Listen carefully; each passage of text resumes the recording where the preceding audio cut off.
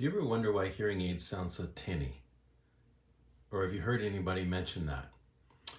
I'm going to tell you a little briefly about why that is and what can be done about it.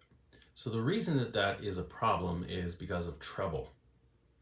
You see, with sound, where most of us are aware that there's treble and bass, those high-pitched sounds that are kind of screechy or detailed, and then those low-pitched sounds which are full and bassy. And a lot of times we naturally like that fullness. We like the roundness and the fullness of a bass type sound. And in speech, the volume of speech comes from the bass, from the vowels specifically. The clarity and the understanding, a lot of it comes from the treble sounds, the T's, the S's, the TH's, those high-pitched sounds. They're kind of sprinkled into the language like salt and pepper, but they are critical to understanding. Now the problem is a significant portion of the population's hearing loss is high-pitched or treble hearing loss. So it's like somebody's slowly been putting cotton into a person's ears and muffling the sound.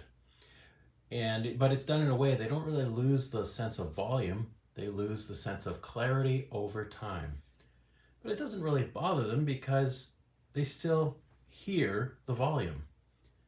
And things are just sounding softer and more mellow and round, which is sort of the way we want things to sound. So then you come along with hearing aids, which are focused on emphasizing the sounds that the person is missing. They're custom tuned to everybody. So for many folks, they're adding back treble sound. Of course, they're not fixing the ear, so there's an element of artificiality to it as well. But they're adding back this treble sound in a sudden and quick way, and that can be quite overwhelming, and it just feels almost like fingernails on a chalkboard. So what is the solution? The solution, there's two parts. One is to make sure you have a good fit. If you have any bass hearing loss and all you do is add treble, it's even worse. So you have to have a good fit. And two, a good rehabilitation program to teach your brain how to hear those treble sounds in a clear, crisp way rather than thinking it's just fingernails on a chalkboard.